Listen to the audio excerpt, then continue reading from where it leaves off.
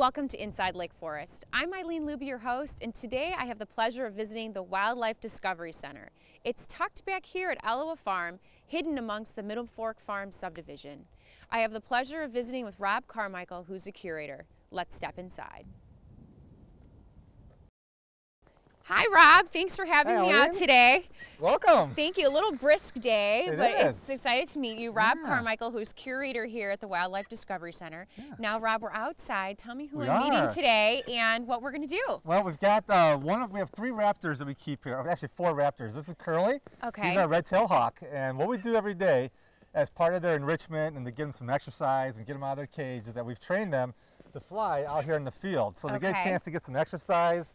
There's a training process that takes place, so it's over a course of about a year of training to get to the point where they trust us enough to fly, and it's all done by positive reinforcement. Great. So we're going to use our bait, some really delicious positive reinforcement. Today is on the menu is dead mice, and we're going to use that to fly. And I'm going to have you help us. Okay, great. Okay. I'm looking forward to it. Okay, great. Well, let's give it a try, and I'm going to give you a little present, and what you're going to do is wait till once he starts flying, then just go ahead and put it right up there as we train you. And then once he starts looking at you, just give him a little wave and he'll come at you. Okay, great. Well, not at you, but he'll come for the food. All right, ready? Here we go. Okay, go ahead and put it up there. And then just stand there, and then once he looks at you, just sort of wave your hand. Okay. Okay, go ahead.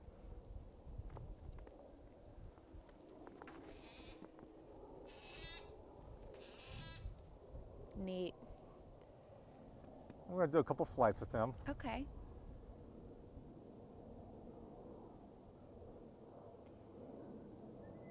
All right. So he's watching then for the sign. So you go ahead and push it, and then give him a little call, and.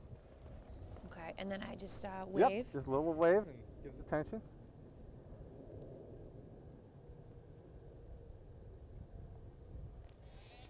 What a beautiful bird. Yeah, when he first started flying, he would not be able to maneuver the wind like he is now. He's doing very, very well with the wind conditions, and that's just a matter of getting strong and getting confident in his flying. And how old is he, Rob? And I'm going to go ahead and perch the last one. Okay, good. He's approximately 15 years old, so he's pretty old for a bird. And now this is going to be his last flight. Trade him up.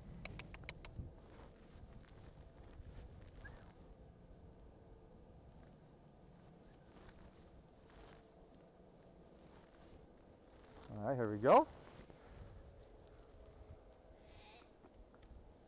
And now we're going to.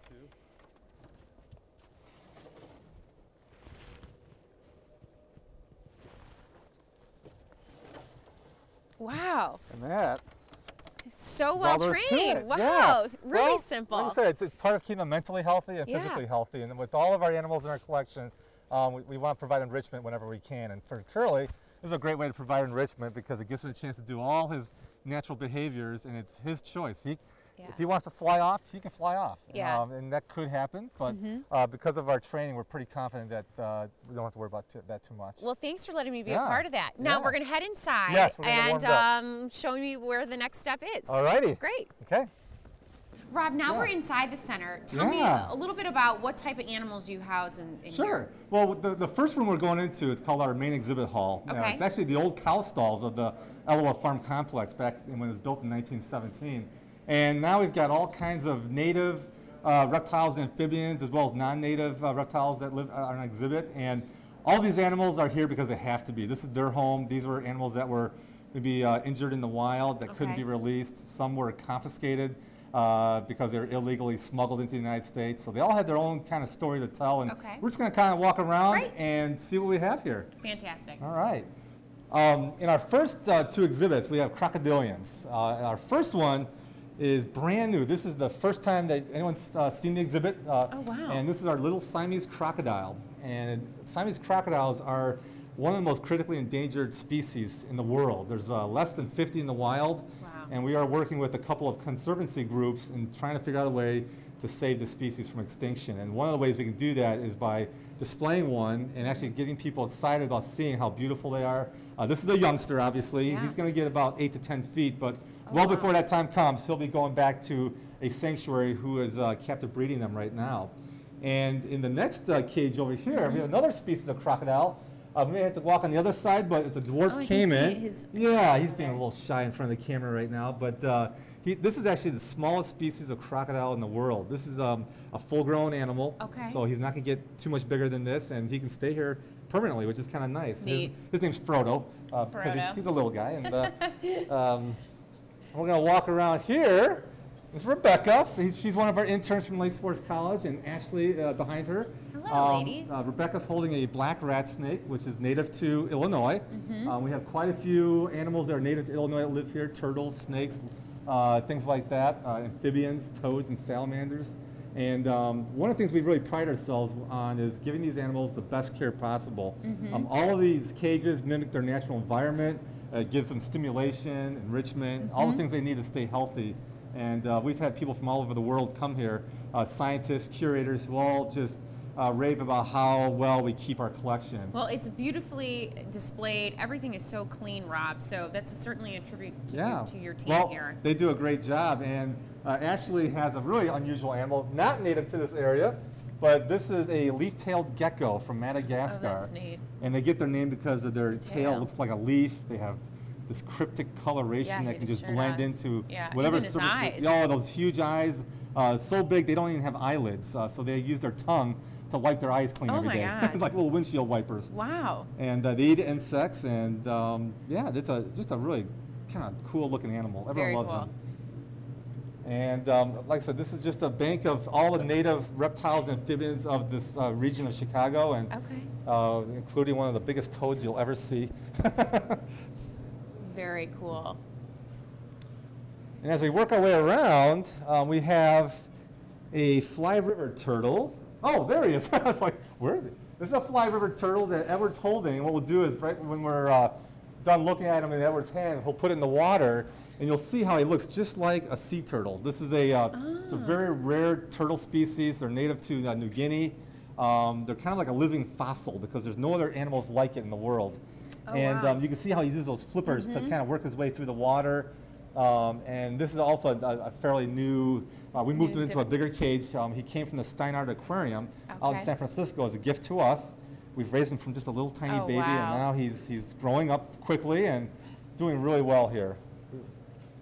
Now, one of our animals that I like, one of my favorites, not that I have a lot of favorites because they're all my favorites, but this is a crocodile monitor. It's one of the longest species of lizards in the world. Comparable to a Komodo dragon, but just not as bulky. We've had this animal for, gosh, probably close to 10 years now. Came to us from someone who had him as a pet who shouldn't have had him. Oh my gosh. Yeah, these animals don't make real good pets because they have big teeth and they can inflict a lot of damage. Big nails, long tail, all the weapons they need to defend themselves. But he's been with us for quite a while, and just a gorgeous animal. And we have a couple other little snake species. One that's native to Illinois, our eastern coachwhip, who I believe is being shy at the moment. Oh, there's his little head poking out. It's one of the fastest snakes in the United States, and he lives right here in Illinois. He is an endangered species, which means there's not many of them left in the wild. And from Australia, this is a jungle carpet python.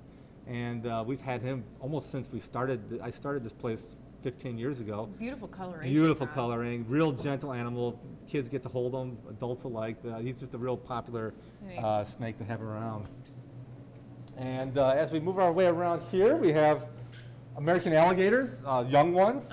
They're actually getting ready to move on to greener pastures. They've now outgrown the exhibit, so they'll be going back to a sanctuary in Florida where they can live the rest of their life without worrying about becoming boots or belts or whatever. And around the corner, we have a fairly rare snake in captivity called an Indian python. This was a gift that came to us from the San Diego Zoo, and they're beautiful. They're soft. You can see how soft that texture is. This is just a young animal. We have 3 that live in this bottom exhibit, and in about a year or two, they'll be about 8, 10, 12 feet long. So they'll be much bigger than they are now. But as you can see, this is Sam, another one of our interns from Lake Forest College, and just a really gentle animal. And she's showing good handling form. And Maggie has a gopher tortoise. This is Shelly. Hi, Yeah, Maggie. Shelly. Shelly. Not real original, but we do our best. Well, my brother had a stuffed animal turtle that he named Shelly. Okay, there's probably lots of Shellys out there. And Shelly is an endangered species, native to the southeastern parts of the United States. Came to us because someone picked it up as a pet from the wild, thinking that they caught some kind of common turtle, not realizing they picked off an endangered species. So that's why Shelly's here now. She cannot go back to the wild. It's one of the policies that Fish and Wildlife have. Okay. So that's Shelly, and right behind you is one of our most popular animals. In fact, what I'd like you to do, because she loves this, is to reach in and just pet her on the head and the side of her body. Oh, sure. She's going to close her eyes. She's almost like a cat. I mean, she she absolutely loves to be touched and petted, and we've had her. Her name's Flora. Hi, and Flora has been here since she was about a 6-inch little baby.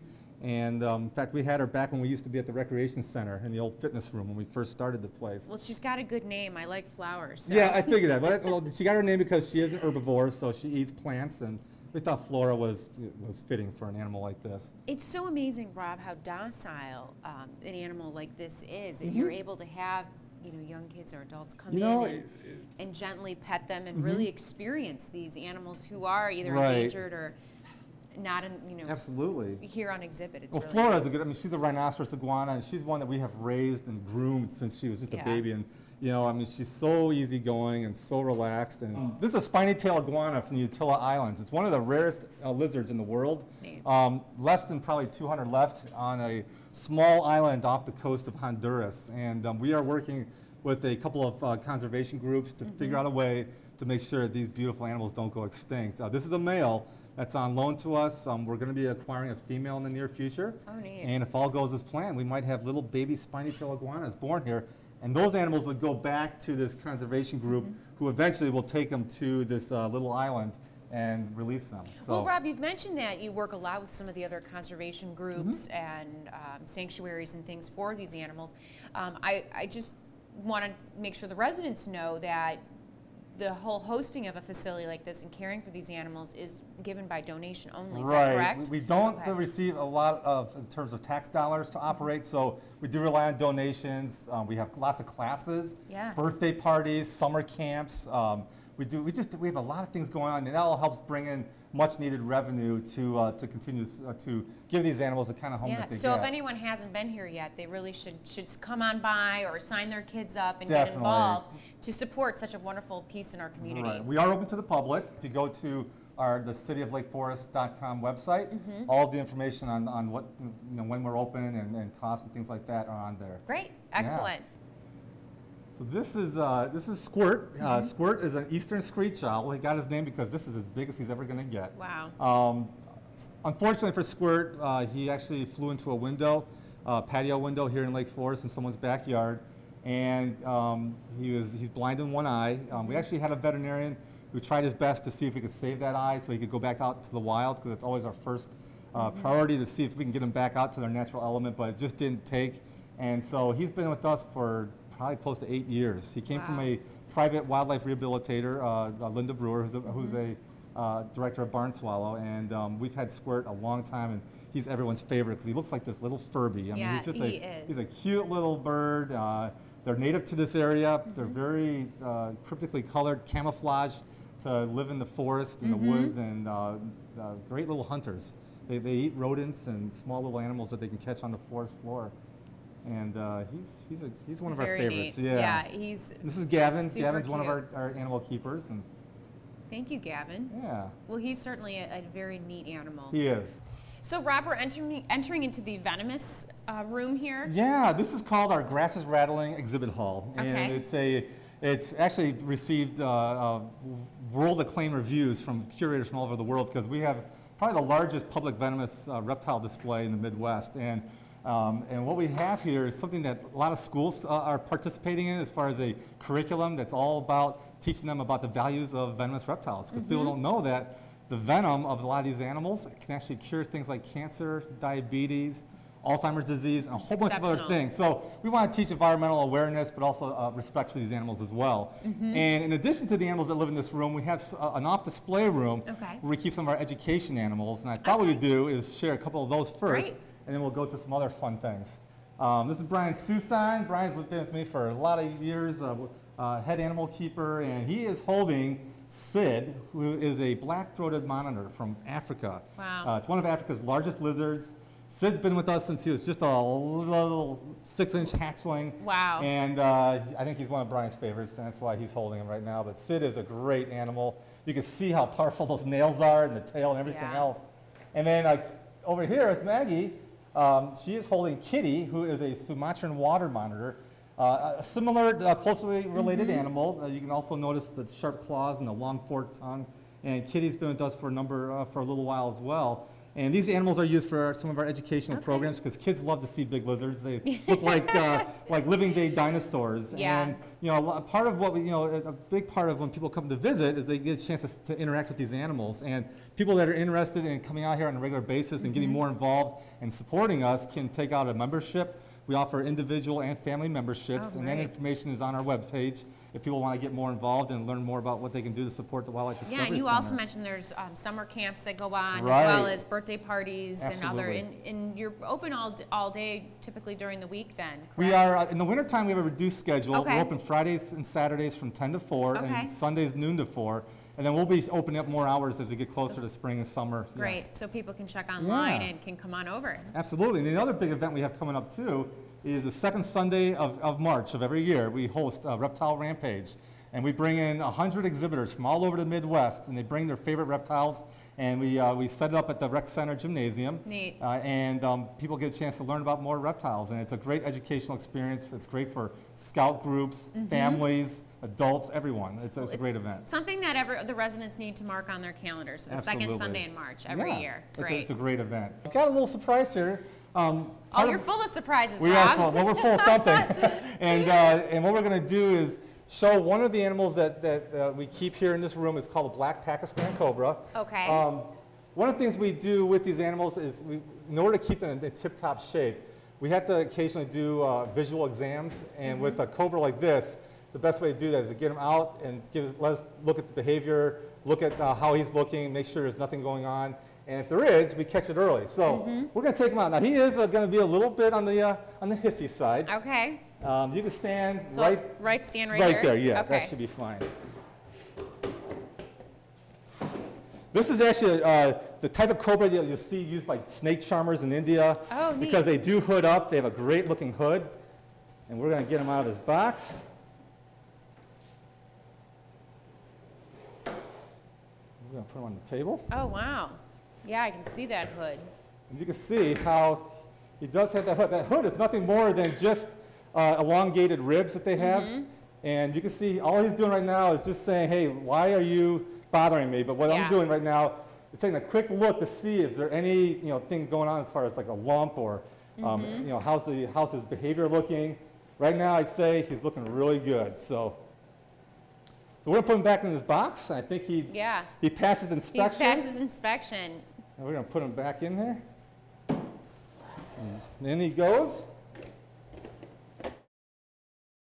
Rob, so this is, what type of snake is this? This is called an eyelash viper. They're native to Central America, like places like Costa Rica and tropical rainforests and those types of regions. And this gold-colored animal is the father, and one of his offspring is being held by Brian right here. This animal is only about a week and a half old. Wow. So he is freshly born. They're born alive, this type of viper. And the mother is still probably in recovery at the moment. So she gave birth to 11 babies.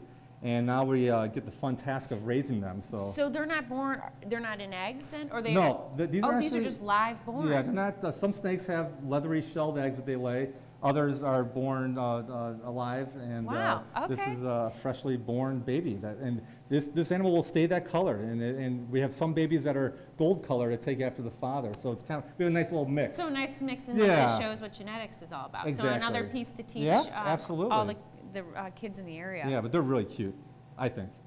They are very cute. Now, we're staying at a distance, and that's because as they are live animals, and that you try and keep them in more of their native habitat, that they could, come if they were scared or something. Well, we want to keep a safe distance because they are venomous, but they're not going to pose any problems. I have guys that know how to handle them properly, and they're going to go back into their cage and settle down. Great, excellent. Well, thank you, Rob. What a neat experience. So Rob, we're entering one of the classrooms that are used here when you have programs going on.